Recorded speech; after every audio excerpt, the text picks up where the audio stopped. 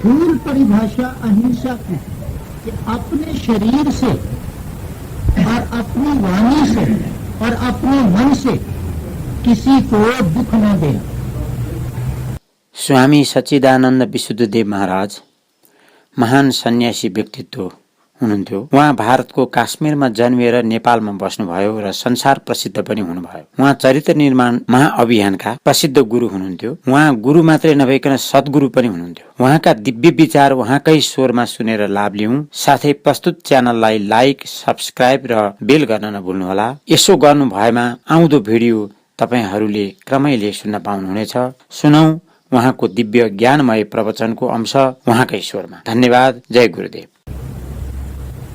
अपने शरीर से, अपनी वाणी से और अपने मन से किसी को न सताना, हमसे किसी को पीड़ा न हो जाए, ये स्थूल भाषा है, इसकी स्थूल परिभाषा। यदि कोई व्यक्ति इतना भी अपना ले तो बहुत हो गया, परंतु इसकी सूक्ष्म परिभाषा क्या आती है? अहिंसा अपने चित्त से राग द्वेष को हटाना। लो, अहिंसा बिल्कुल विपरीत हो गई। यहाँ अपने शरीर, अपने मन और वाणी से किसी को दुख नहीं देना, वहां भीतर से राग द्वेष को मार भगाना, राग द्वेष की पिटाई करनी, उसको दूर भगाना और चित्त को शुद्ध कर देना अहिंसा की सूक्ष्म परिभाषा है। ऐसा क्यों? जिसके मन में राग और द्वेष रहता है, उसके मन में, उसके चित्त में ऐसी वृत्तियां उठना स्वाभाविक हो जाती हैं जो मन को, वाणी को और शरीर को चंचल करके दूसरे को हानि पहुंचाने की एक्टिविटी वो हाथ में ले लेता है। यदि मन शांत हो गया तो शरीर कभी भी किसी की ओर नहीं आएगा, लेकिन जब मन अशांत होता है, उसमें क्रोध आ जाता है, तो वाणी से भी हिंसा हो जाती है, हाथ से भी हिंसा हो जाती है। इसलिए ये जो अहिंसाशील है, इसका 24 घंटे हमारी परीक्षा होती रहती है और आपको 24 घंटे इस परीक्षा को पास करने के लिए तैयार रहना है। प्रैक्टिकल अप्रोच है ये, और 24 घंटे में ये नोट करना कि हमने अहिंसा पर कितना काबू पाया है। ये प्रैक्टिकल बात है। सुन तो लिया, लेकिन सुनने में, फिर समझने में, जिस समय व्यवहारिक दृष्टि में आपको क्षण क्षण में क्रोध आएगा, तो उस समय क्रोध से जो दुख पड़ेगा, क्रोध से जो हिंसा होने शुरू हो जाएगी, उस समय आपकी परीक्षा है कि आप हिंसा को कितना कंट्रोल करते हैं, भीतर कितना आप जहर खा लेते हैं, कितना आप अपने आप को काबू कर सकते हैं। उस समय आपकी परीक्षा है।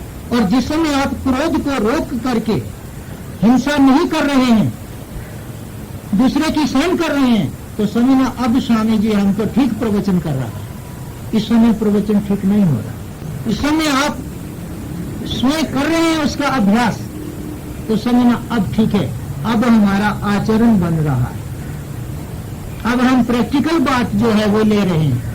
ये क्रोध, जो क्रोध है, उससे क्या नष्ट होता है? इंसान के अंदर जो क्षमा भावना है, क्षमाशीलता, उसको ये क्रोध नष्ट करता है। क्रोधी व्यक्ति किसी को कभी भी माफी नहीं देता, उसको दंडित करने की कोशिश करता है। और जो अक्रोधी व्यक्ति होगा, जिसने क्रोध को जीता होगा, वो स्वयं सहन करके दूसरे व्यक्ति के लिए क्या करता है? रास्ता छोड़ देता है। इससे क्या लाभ हुआ? हमारा घर सुखी होता है। जहाँ 2 आदमी होंगे वहाँ खटपटी चालू होती है, लेकिन यदि उन 2 आदमियों ने क्रोध पर काबू किया है और उनके बीच में अहिंसा है, तो वो प्रेम से जी पाएंगे, लड़ाई झगड़ा नहीं होगा। इस तरीके से क्या छाएगा? ये पीस, शांति छाएगी। इसका मतलब अहिंसा शांति का कारण है और हिंसा अशांति का कारण है। इसलिए ये सबसे बड़ा गुण है, मनुष्यता है ये। हम मनुष्य हैं, लेकिन मनुष्य के गुण हमने तब आएंगे, हम पूरे मनुष्यता बनेंगे, जब पहली बात हम अहिंसा अपनाएंगे। यदि ये चीज नहीं है तो तब फौरन कह देना अभी हमें मनुष्यता नहीं है, अभी मनुष्यता में कमी है। अपने आप का टेस्ट लेते रहना, परीक्षा लेते रहना। नंबर 2, सत्य, सत्य बात, सत्य कर्म, सत्य निष्ठा। यदि ये नहीं है तो हमारा आधार ही समाप्त। लोग चरित्र की परिभाषा पूछते हैं। अभी तक कईयों को हमारी चरित्र, ये जो संस्था है, कैरेक्टर क्या होता है, चरित्र किसे कहते हैं, चरित्रवान कौन, चरित्रवान होने के लिए हम क्या करें, किस किस सिद्धांत को अपनाएं, ये सत्य की बात आते हुए चरित्र की बात का आना, चरित्र की बात को एक्सप्लेन करना परम आवश्यक हो गया। चरित्र क्या है? चरित्र को महापुरुषों द्वारा, वेद के ऋषियों द्वारा आत्म विजयी रथ कहा। आत्म विजय रथ। कोई भी व्यक्ति जो चरित्रवान नहीं होगा वह अपनी आत्मा को नहीं जीत सकता है, अपनी आत्मा पर विजय नहीं प्राप्त कर सकता। और यदि हमने अपनी आत्मा पर विजय प्राप्त नहीं की तो क्या हम अहिंसा और सत्य का सबक सीख सकते हैं? यदि हम आत्म विजयी नहीं है तो क्या हम अहिंसा को सीख सकते हैं? अहिंसा पर वही चल सकता है जिसने अपनी आत्मा को जीता हो। इसलिए सत्संग क्या चीज है? ये आत्मा को जीतने का मार्ग है, ये योद्धाओं का मार्ग है, वीर पुरुषों का मार्ग है। यदि कोई व्यक्ति कमजोर दिल का हो, कोई व्यक्ति जिसकी जीभा कमजोर हो, जिसकी आंख कमजोर हो, वो अपनी शक्ति द्वारा इसको विषय भोगों से न रोक सकता हो, धैर्यवान नहीं हो, वो इस मार्ग पर नहीं चल सकता। इसके लिए शूरवीरों का काम है। महाभारत में अभिमन्यु चक्रव्यूह में मारा गया था। इसकी खोज हुई कि अभिमन्यु जिस समय चक्रव्यूह में गया, उसकी स्वासिनी मंत्री ने अभिमन्यु को कहा कि हो सकता है तुम चक्रव्यूह में मारे जाओ। वो रात को उसके साथ सोया। अभिमन्यु ने अपनी स्वासिनी से संभोग किया। उसने जो वीर्यपात किया वो उसके चक्रव्यूह में मरने का कारण बना। कुत्तों का काम होता है स्वासिनी मंत्री से सोना और अपने रिस्पॉन्सिबिलिटी को और जिम्मेवारी को नहीं, क्या नाम उसको, भोगना। कल तुम चक्रव्यूह तोड़ने जा रहे हो, रात को तुम अपना वीर्य नष्ट कर रहे हो। किस तरह तुम चक्रव्यूह को तोड़ सकते हो? किस तरह तुम एक शरीफ आदमी हो सकते हो? किस तरह तुम इतिहास बना सकते हो? तुम्हें मरना ही होगा। हमारा धर्म आदमी को इस प्रकार रहने की शिक्षा देता है। वो कोई इंट्रीग नहीं सिखाता है, उसको सामर्थ्यवान बनाता है, उसे रथी बनाता है। रथ पर बैठने वाला जो रथी है उसको कहते हैं कमांडर इन चीफ। यहाँ मेरे साथ बैठे हैं सहायक रथी, महारथी, जनरल होता है महारथी। रथ पर बैठने वाला कमांडर इन चीफ होता है, वन हु कमांड्स। धर्म का रास्ता पकड़ना, कमजोर दिल करना, सी करना, नहीं नहीं नहीं नहीं, आयु खोनी, ये नहीं। कितना दुख पड़ा, सारा महाभारत, कितना दुख पड़ा, सारे भारत की संस्कृति को डुबो दिया एक शूरवीर के मर जाने पर। एक शूरवीर पैदा होता है, सबको तार देता है, लेकिन शूरवीर कौन होते हैं? जो चरित्रवान है। दूसरे लोग कभी शूरवीरता में नहीं जाते। तो बेटो, यह आत्म विजय रथ सारे संसार को जीतना आसान है, लेकिन अपने आप को जीतना बड़ा मुश्किल होता है। अपनी आत्मा पर काबू करना बड़ा मुश्किल होता है। इसीलिए कहते हैं कि दुनिया को जीतने वाला रथी, अपने को जीतने वाला महारथी। दुनिया को जीतने वाला आत्मा, अपने को जीतने वाला महात्मा। दुनिया को जीतने वाला राजा, अपने को जीतने वाला महाराजा। साधु के साथ महाराज लगता है, उसका महाराज है।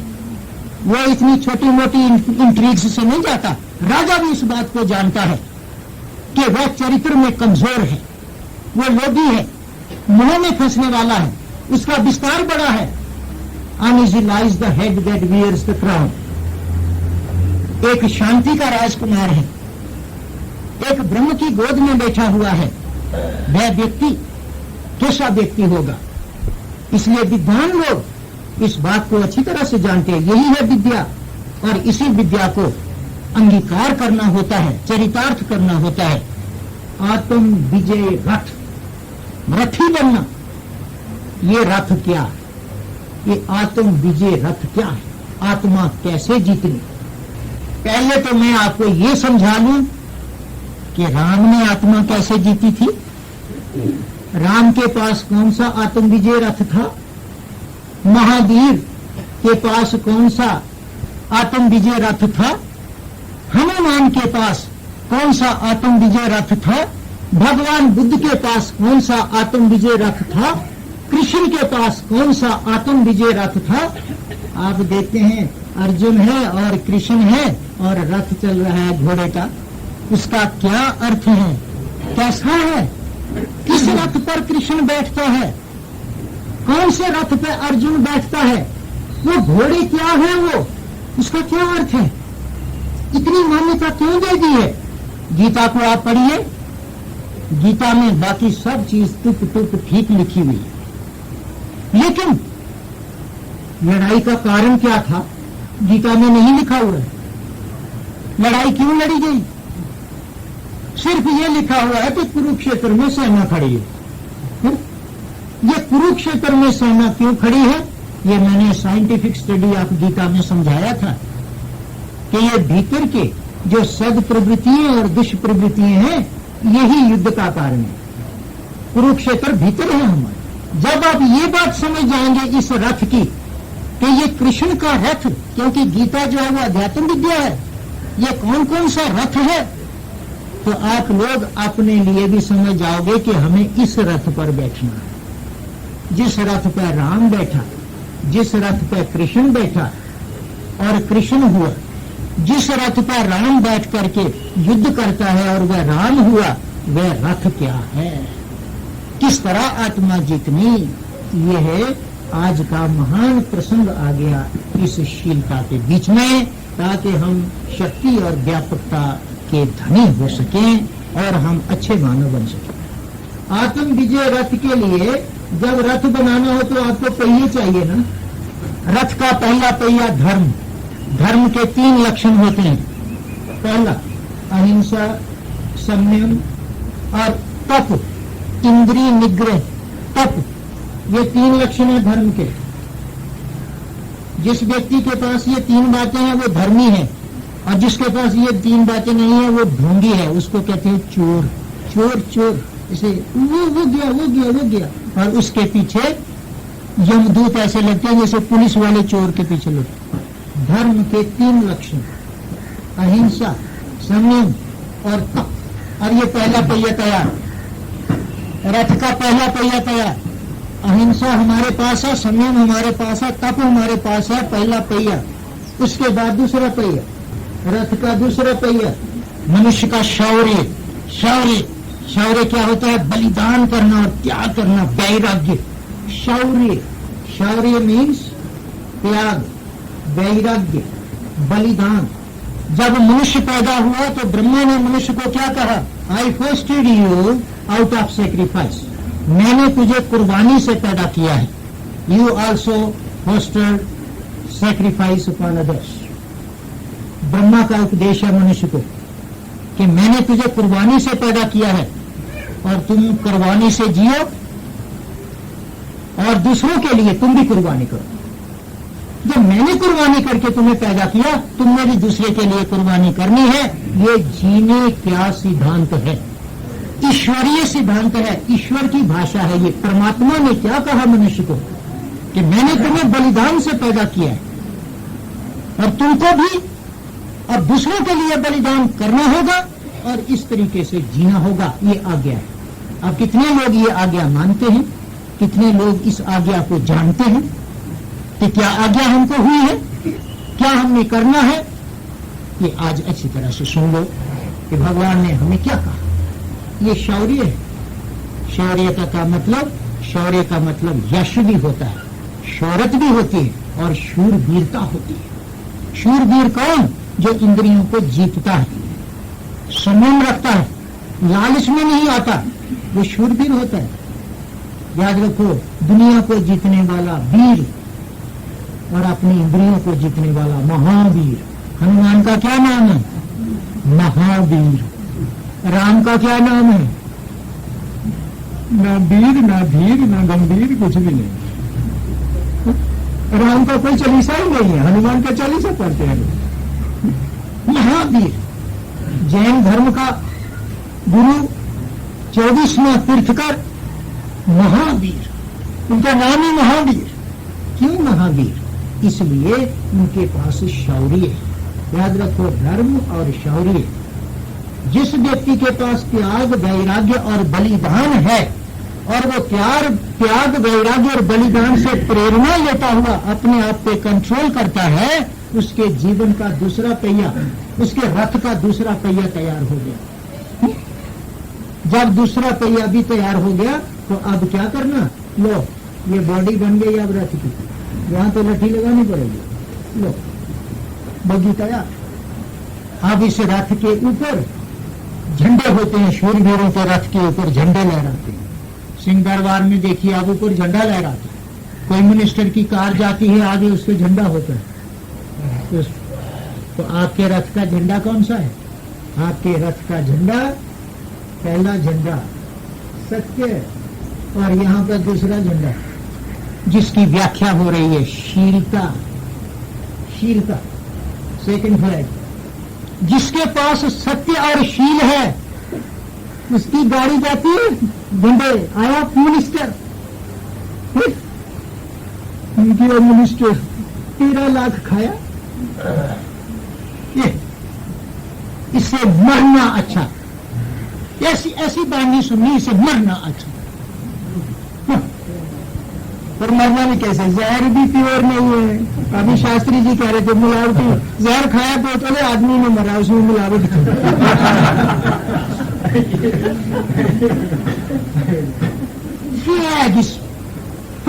फर झंडी जा रही है। एक महावीर आया। लालेश्वरी देवी कश्मीर की, वो नंगी रहा करती थी, और हमारे बुजुर्ग लोग जिनके हम बेटे हैं वो उन्हें अमा कहते थे। लालेश्वरी देवी ब्राह्मण खानदान की बेटी थी, और वो अवधूतनी हो गई थी, मस्त नंगी रहती थी, और हर कोई उनके चरणों में साष्टांग दंडवत करता था। अमा आ गई, अमा आ गई, अमा आ गई। तो धोती धाती का कोई मतलब नहीं। एक दिन क्या हुआ, ये जो घड़ी बनाते हैं कुम्हार लोग, उसका वो जो भट्टी है वो तच रही थी, तो अमा भाग करके गई और भट्टी में छलांग लगा दी, और सारा बाजार घबराहट में आ गया। अमा आज पागल हो गई और उसने भट्टी में छलांग लगा दी। और थोड़ी देर के बाद देखा तो बीच में से सुंदर धोती पहनी हुई और चुप करके निकल करके एक कोने में आकर के बैठ गए। वहां लोग हो गए कम से कम 500-700 आदमी इकट्ठे। क्या हुआ, क्या हुआ? क्यों अमा? कहने चुप, गुरु गोरखनाथ जा रहा है। अरे गुरु गोरखनाथ जा रहा है तो तुमने धोती पहनी है, और हमको देख करके तुमने धोती नहीं पहनी? तो उसने किया, ठीक टट्टी के कीड़े कहेंगे, तुम्हारे सामने भी धोती पहनी है। तुमको तो मैंने पेशाब की धार से पैदा किया है। तुम अपने आप को मर्द समझ रहे हो, तुम भी मर्द समझ रहे हो अपने आप को, तुम भी ज्ञानी समझ रहे हो अपने आप को। ये है महापुरुषों के आगे ये इन्हीं गिनी आदमियों की इज्जत। गुरु गोरखनाथ जा रहे 360 शिष्यों के साथ। कौन? वो महावीर जा रहा था, महावीर। एक गांव में बहुत गरीबी पड़ी हुई थी, वहां गुरु गोरखनाथ जी ठहरे हुए थे, तो जिस जगह वो पेशाब करने जाते थे वो जगह सोने की हो गई थी। तो जिस समय वो चले गए तो सब ने वहां पे क्या किया, वो सोना खरीद लगा करके, किसी ने मकान बनाया, किसी ने दुकान बनाया, किसी ने कुछ बनाया, वो सारा टट्टी खाने का सारा कथा। तो एक दिन बैठे सभा में, तो गुरु जी ने कहा, देखो हमने कैसी गलती की, वो टट्टी खाने का क्या क्या बना दिया इन लोगों ने। कितनी बस्ती बनी, कितने कितने अच्छे अच्छे महल बने। काष्ठमंडप यहाँ है जिसका नाम है काठमंडू। काष्ठमंडू, वहाँ गुरु गोरक्षनाथ की मूर्ति है। काष्ठमंडप गुरु गोरखनाथ की गद्दी है, राष्ट्रीय देवता है गुरु गोरक्षनाथ नेपालियों का। इसलिए नेपाल 6 साल की मेहनत के बाद अब ये जो ज्ञानी पैदा होने लगे, अब बनने लगा है काठमंडू। ये तो कूपमंडूक, मैंने तो कूपमंडू को देखा। इतनी बड़ी सभ्यता और संस्कृति विरासत में रख करके हमारा ये हाल हो जाए, कैसे जीना? हमारा तो दम घुट जा रहा है। हमारी जो विरासत लुटी जा रही है वो हमारा दम घुट रहा है। बेटो आप कितने महान हैं, सोचिए आपकी कितनी बड़ी हस्ती है, लेकिन क्या करें, जब वो संभाली नहीं गई तो क्या करें। जग दुखियारा कोई नहीं, सबकी गठड़ी लाल, खोलत वो जानत नहीं, ताको भय कंगाल। अपनी विरासत को संभाल, क्योंकि एक बार गौरव मिला हुआ, एक बार इज्जत मिली हुई गई तो फिर मिलना मुश्किल। एक बार स्लिप हुआ, कुछ चोट लगी, फिर वो अंगों का पूरा होना बड़ा मुश्किल हो जाता है, वो जख्मी होगा ही होगा। तो बेटो इस समय हम स्लिप ना हो जाएं, बस अपने आप को जख्मी नहीं करना, थोड़ा फिसल से समझ जाना है, और हम संभलेंगे, हमारे बच्चे संभलेंगे, हम काम करेंगे, संभालेंगे। हम ऐसे रद्दी खून के तो नहीं है, हम अपने देवताओं की आशीर्वाद को साथ लेकर के हम संभालें। पर रथ पे बैठना और रथ को ड्राइव करना, ये है वो बात, ये है हमारा गौरव। कैसा रथ जिस पे शीलता और सत्य की झंडी था। और बेटो फिर आगे, अब घोड़े जोतने के लिए रथ अभी चला तो नहीं, रथ की बॉडी बनी है। लो, इसके आगे आपने देखा होगा रथ पे 4 घोड़े होते, पर 4 घोड़े बगैर लगाम के, बगैर रस्सी के, बगैर डोरी के नहीं काबू आते। जिस तरह मन प्राणायाम के बिना काबू नहीं आता, शरीर के रोग योगासनों के बिना काबू नहीं आते, इसी तरीके से डोरियां हैं इस रथ के आगे। पहली डोरी क्या है? पहली डोरी है बेटो पवित्रता। Purity is the foundation of dynamic character, seat of purity. ये जो गद्दी है, ये सीट ऑफ प्यूरिटी है, पवित्रता का चिन्ह है। ये ब्रह्मासन है। भीतर मन में जो पवित्रता बनी हुई है, उसके मुकाबले की कोई शक्ति नहीं, कोई शक्ति नहीं, कोई सामर्थ्य नहीं। डोरी है वो रथ की, पक्की लगाम। दूसरी डोरी बेटा सम, समता में जाना। सम गीता में क्या कहता है? समत्व योग उच्यते। सम बड़ा भारी योग है। जहां भेद बुद्धि आई, डोरी टूटी। भेद में ब्रह्म नहीं, भेद में चरित्र नहीं, भेद में मर्यादा नहीं, भेद में तनाव है, लड़ाई झगड़ा है, ये डोरी खत्म। सम। और फिर तीसरी कौन सी? क्षमा। जो व्यक्ति क्षमाशील नहीं, मैंने पहले कहा, उसको क्रोध आकर के टच करेगा, लोभ मोह सब खाएंगे। जहां क्रोध आया, अटैचमेंट बढ़ी, काम, क्रोध, लोभ मोह अहंकार मद मत्सर सब आ जाएंगे, क्योंकि धोखा खुला, सब आए। एक को रास्ता मिला, क्योंकि